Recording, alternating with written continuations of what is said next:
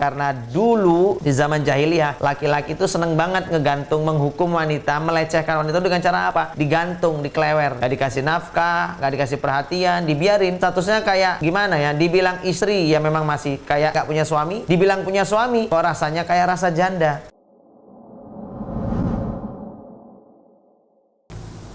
Assalamualaikum warahmatullahi wabarakatuh.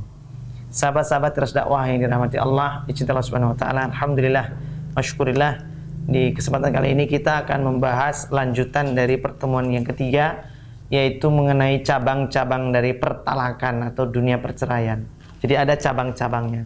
Kalau tadi sudah kita bahas fasakh, khulu', tolak, sekarang ada hal-hal yang ini termasuk apa ya? Cabang atau turunan dari pertalakan atau perceraian itu. Ada yang kita mengenal, ada istilah namanya itu ila. Ila itu artinya suami marah besar dan dia bersumpah tidak akan mencampuri istrinya. Suami marah besar dan dia tidak mau mencampuri istrinya. Allah menyebut dalam surat Al-Baqarah nih.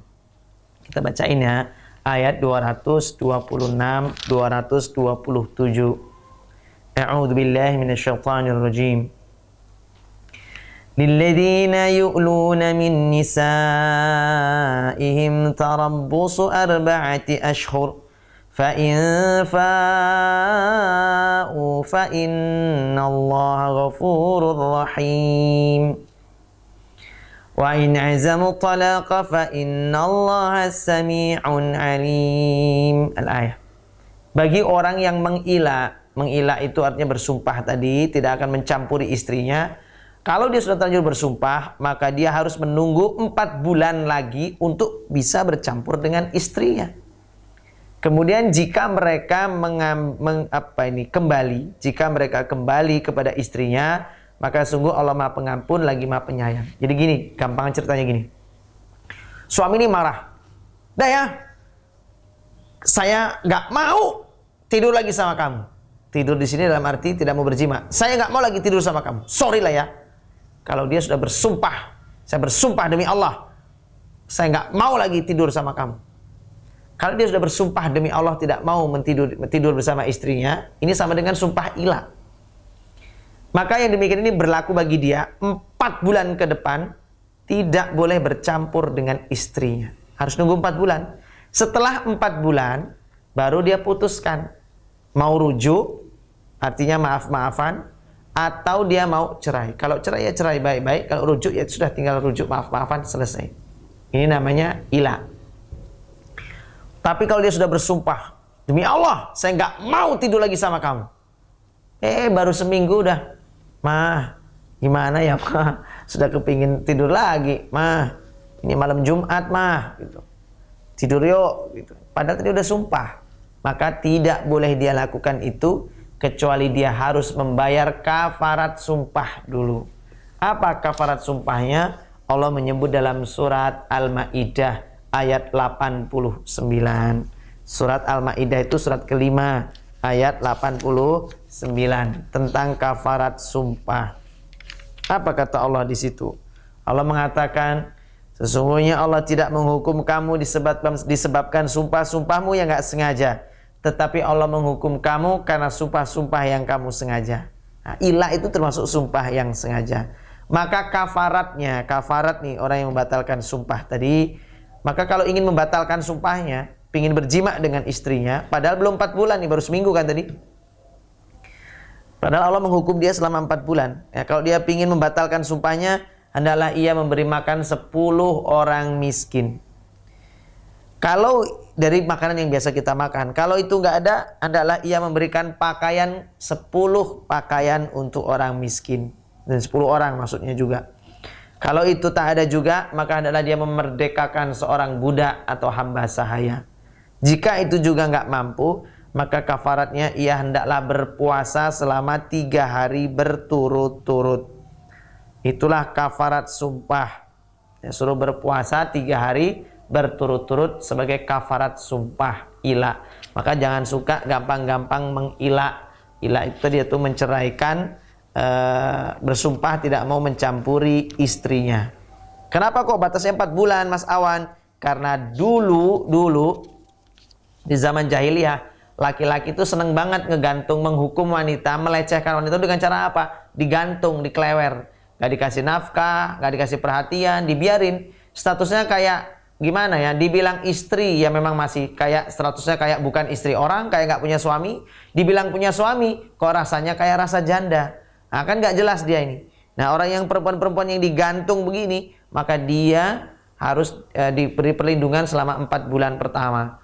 Jadi setelah 4 bulan, kalau suaminya nggak ngasih keputusan, nggak ngasih kabar apa-apa, maka oleh pengadilan diputuskan cerai. Gitu ya. Baik, yang kedua sekarang cabang li'an lagi, yang cabang tolak berikutnya yaitu li'an. La'ana artinya laknat, sumpah. Ini bagaimana kok ada kisah li'an ini atau sumpah ini? Dulu sahabat Nabi SAW itu ada yang bernama Uwaimir Al-Ajlani.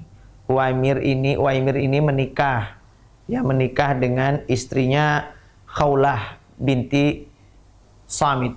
Ya, jadi dengan Khawlah ini menikah. Nah, si suaminya ini melihat, Uwaimir ini melihat istrinya, si Khawlah ini selingkuh. Dengan siapa? Syarik bin Sahma.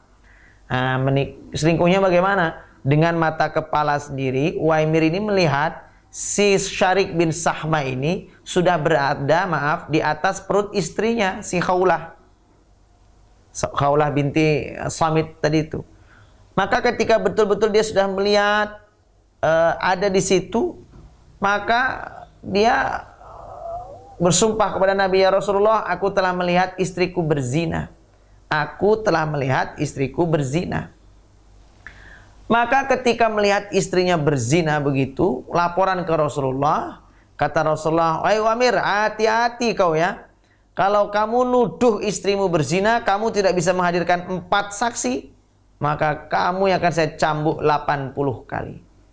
Lalu kata sahabat tadi bilang begini, "Ya Rasulullah, jika seorang suami betul-betul telah melihat istrinya dengan laki-laki lain, laki-laki di atas perut istrinya, dengan mata kepalanya, dan dia bersumpah bahwa dia benar, lalu apakah yang bisa menolong dia? Demi Allah ya Rasulullah, setelah ini insya Allah Allah akan turunkan ayat yang akan membebaskan punggungku dari cambukanmu ya Rasulullah." Maka tak lama kemudian turunlah tentang li'an ini surat An-Nur ayat 6. Ya, surat An-Nur ayat 6. Bagaimana bunyinya ini? Surat An-Nur ayat 6 ini. Dan orang-orang yang menuduh istrinya berzina, padahal nggak punya saksi, wong dia ngelihat sendiri pakai mata kepala, maka pengganti atas kesaksiannya yang harusnya 4 orang tadi itu diganti dengan 4 kali bersumpah dengan nama Allah bahwa sesungguhnya dia termasuk orang yang berkata benar. Jadi gini sumpahnya 4 kali. Kalau ngeliat istrinya berzina, entah ngeliat dari HP-nya, WhatsApp-nya, videonya, tapi sudah dihapus segala macam itu, dia boleh bersumpah. Karena nggak punya saksi, bersumpah 4 kali. Karena harusnya ada saksi 4 orang. Karena nggak mungkin menghadirkan saksi, ya sumpah 4 kali. Demi Allah saya bersumpah, saya benar. Demi Allah saya bersumpah, saya melihat sendiri. Demi Allah saya bersumpah, itu sampai 4 kali. Lalu sumpah yang kelima, disebutkan di ayat ini, ayat ketujuhnya, dan sumpah yang kelima bahwa laknat Allah akan menimpa saya jika saya ini ngomongnya dusta. Lalu istri tersebut kalau ingin terhindar dari hukum-hukuman, maka hendaklah dia juga harus bersumpah 4 kali atas nama Allah bahwa suaminya tadi termasuk orang yang berdusta. Kalau ingin selamat gitu ya. Tapi nanti hukum Allah yang akan berlaku. Nah akhirnya apa kata Nabi SAW kepada sahabat Nabi ini? Kata beliau, gini sajalah, kamu bersumpah. Sementara istrinya pas dipanggil, Khawlah ini dipanggil, dia juga berani bersumpah. Karena sama-sama berani bersumpah, kata Nabi, kalau gitu tunggu saja bayi itu lahir. Kalau bayi itu lahir kok mirip, pahanya itu kok montok, kemudian matanya itu ada kehitam-hitamannya, berarti dia anaknya Syarik bin Sahma. Ternyata betul, setelah anaknya lahir, kok betul pahanya ini montok, bayinya itu, dan matanya itu ada item-itemnya, seperti yang disebut Nabi SAW. Maka akhirnya Rasul memutuskan menceraikan pernikahan mereka, dan konsekuensi li'an itu apa? Gak boleh rujuk lagi selama-lamanya. nggak boleh campur lagi, nggak boleh lagi. Nah itu kalau li'an. Li'an ini cukup sekali, sumpah sudah tidak berlaku, selama-lamanya berlaku, tidak boleh rujuk lagi. Ini ada namanya istilahnya li'an. Ada lagi berikutnya namanya zihar atau zihar ya, zihar. Zahara ya. Ini di surat Al-Mujadalah, surat ke-58. Ini tentang menyamakan punggung. Ini namanya ada sahabat Nabi juga, sahabiah namanya Khawlah. Khawlah binti Sa'labah. Khawlah binti Sa'labah ini nikah dengan suaminya yang bernama Aus bin Samit. Nah, Aus ini suaminya ini menzihar, mengatakan istrinya kayak ibunya, kayak punggung ibunya. Maksudnya gini loh, ini kan bahasa apa ya, kayak semacam kayak pantun, kayak istilah gitu ya. Di Arab jahiliyah dulu, kalau seorang suami mengatakan kamu mirip ibuku, itu artinya, itu kalimat itu konotasi kias yang mengartikan bahwa kamu itu haram buat saya. Kalau di Indonesia, kita ngomong di Indonesia nggak berlaku ini. Zihar dengan kalimat ini nggak berlaku. Bentuknya nggak bilang begini, sayang, ya Allah matamu, kenapa kok mirip ibuku ya? Itu nggak dianggap zihar kalau di Indonesia. Kenapa? Karena kalimat itu makna kontennya beda dengan makna bahasa Arab. Karena ini adalah diambil dari budaya. Maka karena diambil dari budaya, di Indonesia tidak ada budaya zihar dengan menyamakan ibu dengan pasangan kita. Jadi ya Allah, punggung kamu mirip dengan punggung ibuku ya, cara duduknya mirip gitu. Itu bukan berarti terus menzihar, menyamakan punggung ibunya dengan istrinya, atau menganggap haram istrinya seperti dia haram dengan ibunya. Nggak berlaku. Tetapi yang berlaku dengan kalimat yang semisal, misalnya gini, sayang, mulai besok aku haram bagimu, kamu haram bagiku. Nah itu baru sama tuh, zihar. Atau gini, kamu itu statusnya itu sama kayak ibuku, statusnya sama kayak sepupuku. Bukan sepupu, kamu itu statusnya kayak kakakku, kayak adikku sendiri. Aku nggak ada minat sama kamu. Nah, kalimat ini baru ada penegasannya, nggak ada minat sama kamu. Ini berarti dia mengharamkan istrinya karena dianggap seperti kakaknya atau seperti adiknya. Ini baru berlaku hukum namanya zihar tadi. Zahara yang artinya punggung. Artinya menyamakan istri atau mengharamkan istri sebagaimana dia haram bagi mahram-mahramnya. Maka yang seperti itu namanya zihar. Allah menyebut dalam surat Mujadalah atau Al-Mujadilah. Surat ini surat ke-58. Mulai dari ayat 1 sampai ayat 4 turun ayat yang menjelaskan tentang khaulah. Jadi khaulah ini lapor ke Rasulullah, ya Rasulullah, suamiku telah menzihar aku, menyamakan aku dengan ibuku, dengan ibunya. Akhirnya apa? Akhirnya di sini Allah turunkan surat ini Al-Mujadilah ini. Sungguh Allah telah mendengar ucapan perempuan yang mengajukan gugatan kepadamu Muhammad tentang suaminya dan mengadukan halnya kepada Allah. Dan Allah mendengar percakapan antara kamu berdua. Sungguh Allah Maha mendengar lagi Maha melihat. Orang-orang di antara kamu yang menzihar istrinya menganggap istrinya seperti atau sebagai ibunya sendiri, padahal istri mereka itu bukanlah ibu mereka. Ibu-ibu mereka hanyalah perempuan yang melahirkannya, dan sesungguhnya mereka benar-benar telah mengucapkan perkataan yang mungkar dan dusta. Dan sungguh Allah Maha Pemaaf lagi Maha Pengampun. Ayat ketiga. Dan mereka yang menzihar istrinya kemudian menarik kembali ucapannya, maka nah ini kafaratnya. Kan orang yang menzihar istrinya kan berarti haram dia. Nggak boleh bercampur dengan istrinya. Maka mereka diwajibkan memerdekakan seorang budak. Ini penebusannya itu tebusannya itu kalau menzihar istri mereka nggak boleh bercampur kan. Maka kalau ingin bercampur lagi mereka harus memerdekakan seorang budak sebelum kedua suami istri itu bercampur. Demikianlah yang Allah ajarkan kepadamu. Allah Maha teliti atas apa yang kamu kerjakan.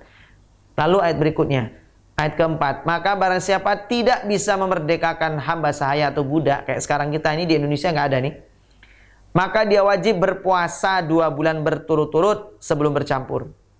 Tetapi kalau nggak mampu lagi berpuasa 2 bulan, maka wajib memberi makan 60 orang miskin.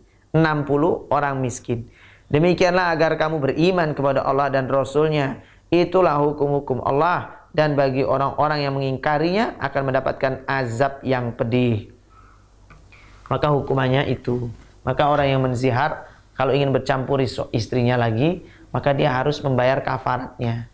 Apa kafaratnya? Memerdekakan budak. Lah budak nggak ada, ya puasa 2 bulan berturut-turut.